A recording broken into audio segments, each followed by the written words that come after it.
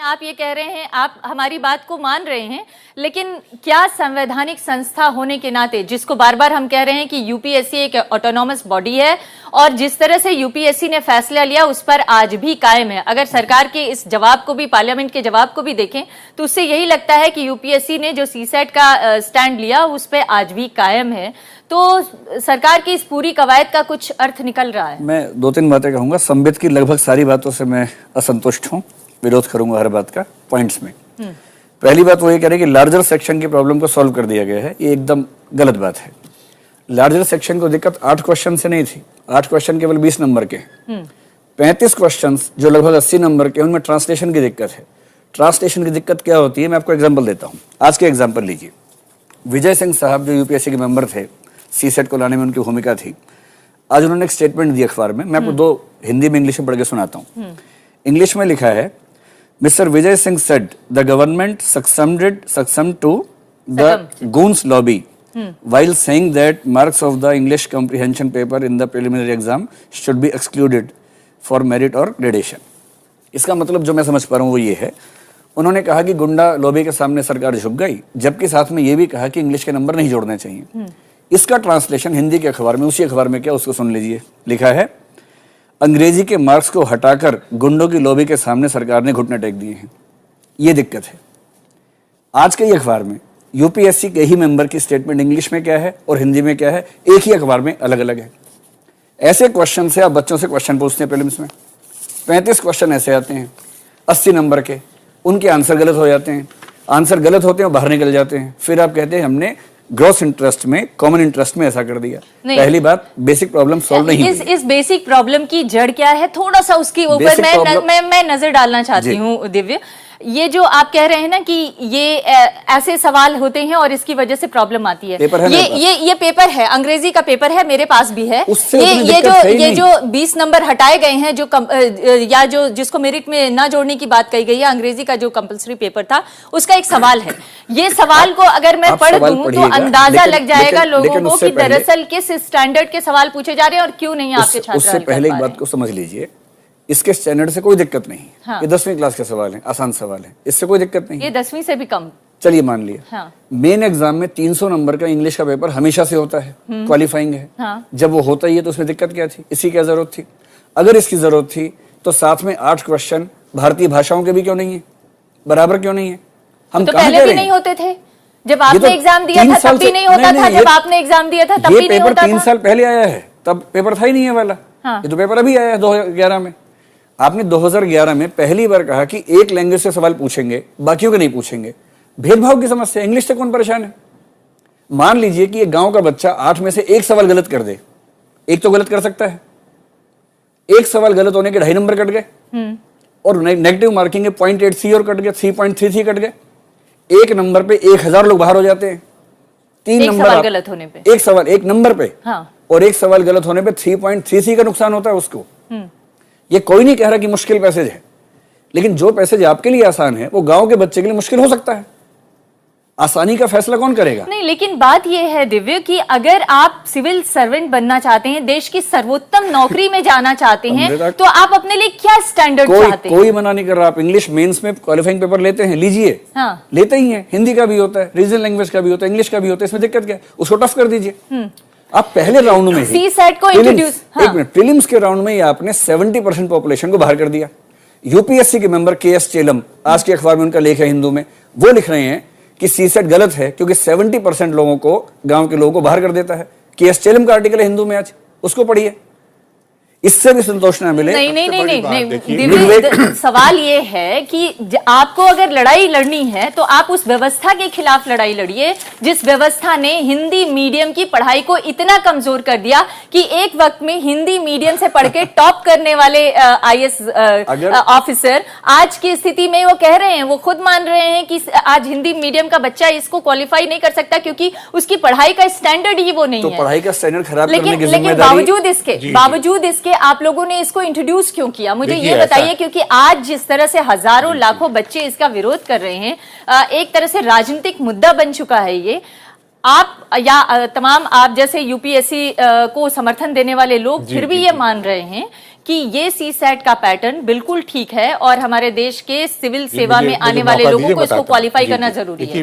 मैं हिंदी भाषी रहा हूँ हमेशा से। हाँ। और हिंदी में ही मैंने हाई स्कूल इंटर वगैरह किया था। मेरी सारी संवेदनाएं और संपत्ति हिंदी वालों के साथ हैं, लेकिन नीति बनाते समय दिल से नहीं दिमाग से काम लेना पड़ता है। तो इसलिए जब नीति बनाते थे, पहला सवाल ये था हमारे सामने कि ये जो सर्विसेज हैं, चाहे IAS हो, रेवेन्यू सर्विस है, रेलवेज है, ऑडिट अकाउंट्स है, फॉरेन सर्विस है, इन सब की कॉमन रिक्वायरमेंट क्या है? इनकी कॉमन रिक्वायरमेंट को देखते हुए ही इम्तहान हो सकता है। तो जब तक उस कमेटी ने ये तय किया कि रिक्वायरमेंट ये है कि भाई एक तो उसका लॉजिकल कॉम्प्रिहेंशन होना चाहिए, उसको थोड़ी बहुत अंग्रेजी भी आना चाहिए, साथ ही साथ उसको नंबर्स के साथ फ्लेयर होना चाहिए क्योंकि अगर आप इनकम टैक्स में, रेलवे अकाउंट्स में, IAS में, आपको यही पता नहीं है भाई कि इन्फ्लेशन में और रेट ऑफ इन्फ्लेशन में क्या अंतर है। आप ग्राफ से डील करेंगे, आप नंबर से डील करेंगे इसलिए ये तय किया गया कि भाई इसमें कंपल्सरीली होना चाहिए कि हम 25-20 सवाल ऐसे पूछें जिससे पता चले कि आप लॉजिक समझते हैं कि नहीं, आप नंबर्स समझते हैं कि नहीं समझते हैं। दूसरी बात ये है कि आप ये भी साथ साथ देखें कि इसमें जो ऑप्शनल पेपर्स हैं उनकी वेटेज बहुत कम हो गई है। पहले हमारे ज़माने में ऑप्शनल पेपर्स की वेटेज 70% होती थी, तो हम बहुत अच्छे थे मैथमेटिक्स में, क्योंकि आपके चॉइस का सब्जेक्ट मिल जाता था और आप ऑप्शनल पेपर लेके पाली से भी, संस्कृत से भी, हिंदी से भी या किसी भी सब्जेक्ट से हाईएस्ट नंबर हासिल कर सकते थे। हो ये रहा था 2008 तक कि लोगों को लगा कि पाली ले लो, पाली में बहुत से मार्क्स मिल जाएंगे, पाली पढ़ ली। किसी ने अरेबिक ले ली, किसी ने सोचा कि भाई इंटरनेशनल लॉ पढ़ लो, 2 किताबें पढ़नी पड़ेंगी, हम रट लेंगे और पास हो जाएंगे। इसलिए तय किया गया कि जो जनरल कॉम्प्रिहेंशन है, जनरल स्टडीज हैं, इकोनॉमिक्स है, करंट अफेयर्स है, इसकी नॉलेज होना चाहिए। अनफॉर्चुनेटली आज में बहुत ही इनइक्वालिटी बढ़ती चली जा रही है। एक सवाल जो इन्होंने बेहद महत्वपूर्ण जवाब दिया वो बताइए कि जो रिजर्वेशन के थ्रू भी बच्चे आ रहे हैं वो भी अंग्रेजी ही मीडियम के ज्यादातर आ रहे हैं, उसमें भी इंग्लिश मीडियम के लोग फर्स्ट जनरेशन के हैं वो इंग्लिश मीडियम से नहीं है। सतीश चंद्रा कमेटी ने इसके बारे में विस्तार में लिखा हुआ है। सेकंड थर्ड जनरेशन वाले इंग्लिश मीडियम से आते हैं, गाँव के बच्चे नहीं आते हैं। जो एक रिजर्वेशन से IAS बन जाएगा वो गाँव में क्यों रहेगा? उसके बच्चे अच्छे स्कूल से क्यों नहीं पढ़ेंगे? तो बेसिक सी बात है। सर ने कहा कि पाली और लिटरेचर लेते थे। पहली बात तो ये मेंस की बात है, प्रीलिम्स की बात ही नहीं है। अभी झगड़ा प्रीलिम्स का चल रहा है। दूसरी बात, लॉजिक होना चाहिए, नंबर्स होने चाहिए। इसमें क्या दिक्कत है? एक मैनेजर को और एक IAS को अगर लॉजिक नंबर्स ही चाहिए तो उन दोनों में अंतर क्या है? ज़्यादा ज़रूरत किस बात की है? KS चेलम साहब ने हिंदू में लिखा, एम्पैथी की ज़रूरत है, सोशल इंटेलिजेंस की ज़रूरत है, सोशल अंडरस्टैंडिंग की ज़रूरत है। आप उसके क्वेश्चन 80 में से 6 पूछते हैं, रीजनिंग ज़्यादा पूछते हैं, मैथ ज़्यादा पूछते हैं, इंग्लिश ज़्यादा पूछते हैं। अगर इंग्लिश इतना ही जरूरी है, 20 सवाल पूछ रहे हैं ना, 10-20 सवाल ही तो 20 नंबर के तो सवाल पूछ रहे हैं इंग्लिश के। उसको इंग्लिश चाहिए, इंग्लिश चाहिए, इसमें कोई डाउट नहीं। अगर इंग्लिश चाहिए, क्या उसको भारतीय भाषा नहीं चाहिए? IAS बनने के बाद जिंदगी भर जिस स्टेट में रहता है, उत्तर प्रदेश में किसी भी राज्य का आदमी आएगा, जिंदगी भर हिंदी में काम करना पड़ेगा उसको। बंगाल में जाएगा, बांग्ला में करना पड़ेगा। पूरी लाइफ में एक दिन भी इंग्लिश यूज नहीं करेगा अगर डेपुटेशन पे नहीं जाता है तो। आप वो लैंग्वेज नहीं, लेकिन IAS ऑफिसर बनके केवल बंगाल में ही क्यों रहेगा? उसे तो पूरे देश में जाना पड़ सकता है। 33 साल की नौकरी में अगर डेपुटेशन पे नहीं जाता है तो 33 के 33 साल बंगाल में गुजारेगा। बहुत हुआ डेपुटेशन 3 साल 5 साल, और कितना चला जाएगा? और हम कब कह रहे हैं कि आप उसको मत भेजिए? आप उसको भेजिए, वहां टेस्ट कीजिए, जिसकी इंग्लिश अच्छी है उसको भेजिए। और जो आदमी IAS बनने के बाद 1 साल होते होते बांग्ला सीख सकता है, तमिल सीख सकता है, एक वही बच्चा जो इंग्लिश क्वालिफाइंग एग्जाम पास करके आया है मेंस में, तो अब आप वो अंग्रेजी में अभ्यस्त नहीं हो सकता? ये मुद्दा तो बार बार होता रहा। अब ये बताइए कि जो सरकार ने समाधान निकालने की कोशिश की है, उस समाधान से न छात्र संतुष्ट है, न विपक्षी दल संतुष्ट है, न कोई दूसरी पॉलिटिकल पार्टी संतुष्ट है। अब ये मुझे बताइए, अब ये मुद्दा जो है यहाँ से बढ़कर भारतीय भाषाओं की लड़ाई के रूप में तब्दील होता जा रहा है, उसके बारे में केवल 2 बातें। पहली बात, सरकार से 9-10 मांगे की गई थी, उनमें से 1 मांग मानी है, बाकी कोई नहीं मानी है। मेन एग्जाम में 3-4 प्रॉब्लम्स थी, उस पर बात ही नहीं की है। जैसे मॉडल आंसर्स केवल इंग्लिश में है, इस पर बात ही नहीं की है। सरकार ने क्यों नहीं बात की, उसकी वजह मैं बताती हूँ। दिव्य कीर्ति जी, जब सरकार के पास ये सवाल आया ये उन्होंने कहा कि वर्मा कमेटी अपनी रिपोर्ट दे देगी और उस वर्मा कमेटी की रिपोर्ट के आधार पे हम जवाब देंगे। गलत बात। वर्मा कमेटी की रिपोर्ट, वर्मा कमेटी को रिपोर्ट बनानी थी उस हाई कोर्ट के निर्देश पर जिसमें अंग्रेजी भाषा के सवाल पूछे जाने को लेकर, और मेरे पास पूरा जजमेंट है हाई कोर्ट का यहीं पर जी। वो कमेटी दीनाथ बत्रा केस में केवल इन 8 क्वेश्चंस की बात थी जी। हाई कोर्ट का जजमेंट सिर्फ ये था, जजमेंट को पढ़िए। हाँ। पैरा 29 में हाई कोर्ट साफ कह रहा है कि यूपीएससी ने गलत किया है। हाँ। पैरा 30 में कह रहा है कि हम इंटरवीन नहीं करेंगे। 31 में कह रहा है कि हम आपको डायरेक्शन देते हैं कि कमेटी बनाइए उन 8 सवालों के बारे में। वो कमेटी केवल तो जो सरकार ने हल निकाला है वो उन्हीं सरकार ने केवल 8 सवालों पर हल निकाला। वो उस केस की बात है, सरकार से जो डिमांड की गई है वो केवल 8 सवाल की नहीं थी। इसका मतलब ये है कि सरकार कहीं ना कहीं छात्रों के साथ एक तरह से जो उनकी समस्या है उनको नहीं देख रही है, सुनी नहीं रही है, नहीं सुन रही। इंटरव्यू की बात नहीं सुन रही, मेंस की बात नहीं सुन रही, प्रीलिम्स की डेट पोस्टपोन करने की बात नहीं सुन रही। मैं इसका जवाब एक बार जरा संबित से ले लेती हूँ। संबित, दिव्य कीर्ति का ये आरोप है कि सरकार उन मुद्दों को नहीं देख रही है और उन सवालों को नहीं सुन रही है जिन सवालों को लेकर आंदोलन चल रहा है। सरकार ने 2-3 बहुत महत्वपूर्ण मुद्दे हैं जो समझना आवश्यक है। सरकार ने जो मुद्दा उठाया है, सरकार ने जो निर्णय लिया है, मैं उसे एक बैलेंसिंग एक्ट के रूप में देखता हूं। जिस प्रकार से कुछ दिनों से ये पूरा विषय एक लैंग्वेज का विषय बनता जा रहा था, सरकार को यह भी डर था कि 1960 के दशक में जिस प्रकार से एक लैंग्वेज वॉर पूरे हिंदुस्तान में हो गया था, कहीं उस प्रकार का एक स्नोबॉल न हो जाए, इसलिए अंततः सरकार को जल्दी से जल्दी एक निर्णय लेना पड़ा। दूसरा महत्वपूर्ण विषय है, अगर सपोज अब मान लेते हैं कि सीसैट को हमने स्क्रैप कर दिया होता तो क्या लिटिगेशंस नहीं होते? इतने लिटिगेशंस हो जाते कि 24 अगस्त को जो प्रीलिम्स एग्जाम होने वाले हैं शायद वो स्टे हो जाते। तो सभी विषयों को ध्यान में रखते हुए बैलेंसिंग। थर्ड जो महत्वपूर्ण विषय था, क्या इंग्लिश महत्वपूर्ण है या नहीं, इसलिए आप देखिए दोनों हिंदी, इंग्लिश और वर्नाक्युलर लैंग्वेज में क्वालिफाइंग एग्जाम्स हैं, वो अभी भी हैं, आप उसको देख के आइए। एक बात मैं ये कहना चाहूंगा कि बहुत जल्दी परिवर्तन नहीं होना चाहिए, क्योंकि 18 साल की एज में आज लड़का तय करता है कि मुझे आईएएस में बैठना है और 7-8 साल मिलते हैं। अगर हम बार बार चेंज करते रहेंगे पैटर्न ऑफ एग्जामिनेशन तो बहुत दिक्कत होती है। इसलिए मैं समझता हूं कि जब तक हम हमको ये ना लगे कि जो सर्विसेज की रिक्वायरमेंट है वो ये जो सवाल पूछे जा रहे हैं इनसे मैच नहीं करती है, तब तो अलग बात है। लेकिन अगर हमने कमेटी ने तय किया कि जिस 12-13 जो सर्विसेज, मेन सर्विसेज हैं, उनकी रिक्वायरमेंट देखते हुए ये सवाल पूछे जाना चाहिए। लेकिन ये आप अपने बगल में बैठे दिव्य कीर्ति को नहीं संतुष्ट कर पा रहे हैं, तो आप कैसे दूसरों को और छात्रों को ये संतुष्ट करेंगे कि आप अन्याय हो रहा है। मैं जानता हूँ अन्याय हो रहा है, लेकिन अन्याय किस लेवल पे हो रहा है? देखिए अन्याय का चेंज करने का तरीका ये है कि एजुकेशन की क्वालिटी बहुत अच्छी करनी पड़ेगी। तब तक ये लोग झेलते रहे, उसके अलावा कोई इलाज नहीं है। ये गिनी पिग है, ये गिनी पिग है। गरीब लोगों का एक्सपेरिमेंट करेंगे, गरीब लोगों के साथ ऐसा हमें हर जगह इतना अन्याय होता है। इसका मतलब एक्सपेरिमेंट होना ठीक है, आप कह रहे हैं साफ साफ। मैं तो साफ साफ कह रहा हूं कि एक बार कमेटी ने आप ये बताइए कि फिजिकल फिटनेस भी जरूरी है इसके लिए, पहले क्यों नहीं करवाते प्रीलिम्स से पहले, उसको एंड में क्यों करवाते हैं? क्या इंग्लिश का टेस्ट एंड में नहीं हो सकता? प्रीलिम्स में करते 70% मेंस में नहीं दे सकते, आप उसको एंड में कर लीजिए, हटा दीजिए वहां पर उनको। लॉजिक रीजनिंग से किसने मना किया? संबित जी कह रहे हैं कि हमने बैलेंसिंग एक्ट किया है और यूपीएससी ऑटोनोमस आप बता रही हैं, ये संविधान में लेके आया हूं, आर्टिकल 309, 3012, 320, 323 पढ़ लीजिए। साफ साफ लिखा है कि भारत सरकार तय करेगी सिलेबस क्या होगा और एग्जाम किस फॉर्मेट पे होगा, साफ लिखा होगा सब। वो जो इनइक्वालिटी, मैं एक बात आखिरी बात कहना चाहूंगा, इनइक्वालिटी जो है और जो अन्याय है उसे समाप्त करना है। और अगर हम इस नतीजे पर पहुंचते हैं कि जो रिजर्व कैटेगरी के लोग आ रहे हैं वो भी इंग्लिश मीडियम के और एलिट क्लास से हैं, तो आप कर दीजिए कि हिंदी मीडियम वालों को, रीजनल मीडियम वालों के लिए ही 50% रिजर्वेशन होगा। आप कर दीजिए हिंदी मीडियम वाले, आप ये कह रहे हैं कि तमिल तेलुगु वालों को बोलिए खेती करें, आईएएस के बारे में ना सोचें, उनके बस की बात नहीं है, अंग्रेजों का शासन है, यहाँ उनकी बात नहीं सुनी जाएगी, सीधा बोल दीजिए। मैं आपके ये जो संविधान के 320 में साफ लिखा है कि यूपीएससी भारत सरकार को सलाह दे सकती है। आर्टिकल 323 संविधान का कहता है कि अगर यूपीएससी की सलाह भारत सरकार नहीं मानती है तो संसद के सामने बात रखनी पड़ेगी। हाँ।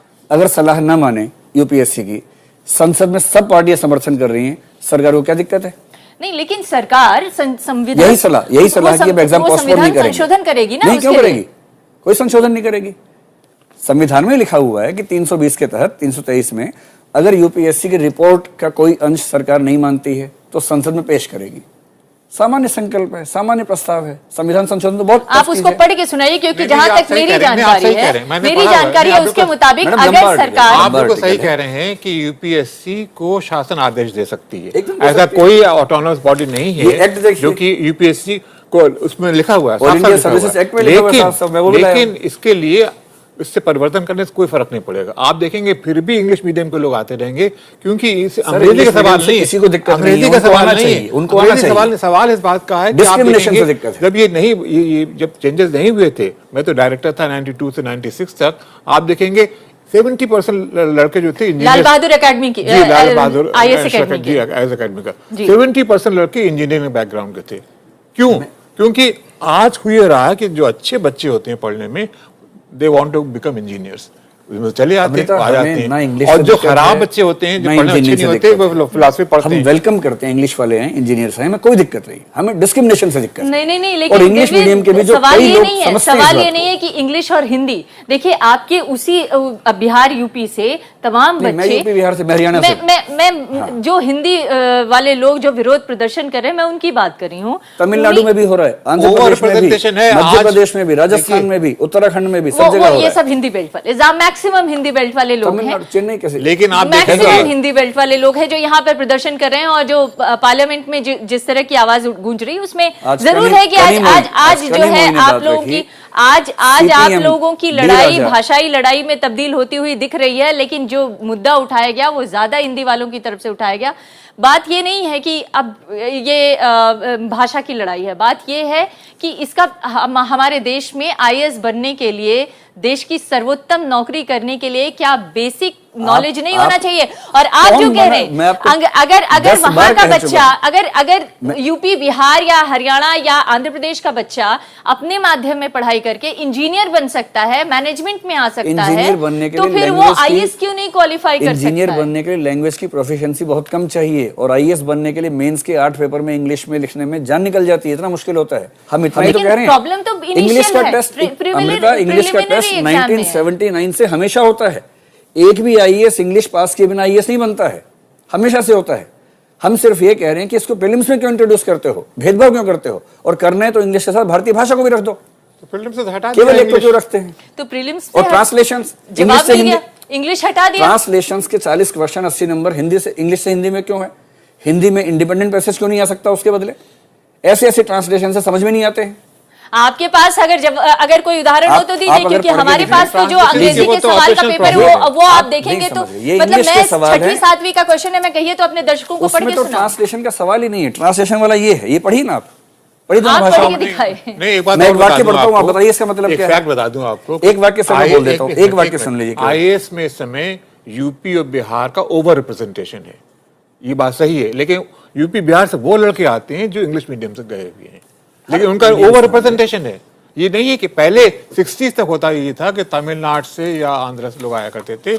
आज हालत ये हिंदुस्तान में है कि IAS में और सर्विस में बैकवर्ड स्टेट्स का ओवर रिप्रेजेंटेशन है। इसीलिए बैकवर्ड स्टेट्स ने कभी डिमांड नहीं किया कि हमारे लिए आप रिजर्वेशन करिए। पाकिस्तान में है, सिंधियों के लिए है, बलूचियों के लिए है, पठान्स के लिए है, क्योंकि वहां से लोग नहीं आएंगे, पंजाबीज आ जाएंगे। इंडिया में कभी नहीं किया गया क्योंकि ओवर रिप्रेजेंटेशन है इन स्टेट्स। 2-4 वाक्य पढ़ देता हूं, और अगर उसको रैशनलाइज करने की कोशिश हो रही है तो इतना विरोध हो रहा है। खैर आप जी, 3-4 वाक्य पढ़ लीजिए। कीटों की आंतर प्रजनन दर ठेठ रूप से बहुत अधिक होती है, अतः एक इसमें आंतर प्रजनन दर पहले आप बताइए क्या है।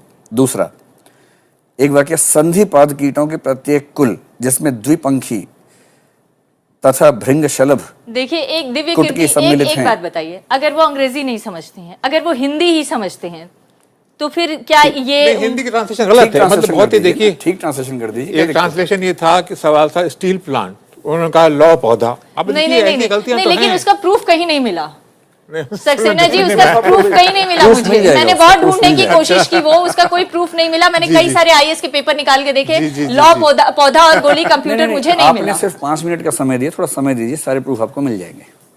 आपने सिर्फ नहीं, 5 वो- मिनट का नहीं, टाइम हम दिया हम कवर हम करने प्रूफ के लिए। चाहते ही पॉलिसी नहीं का है issue दिव्या, नहीं है, हम ये ये तो चाहते ऑपरेशन का हैं issue कि है। असल में अब इसका समाधान कैसे निकाला जाए। समाधान सिंपल है, आप प्रीलिम्स को लैंग्वेज न्यूट्रल बना दीजिए।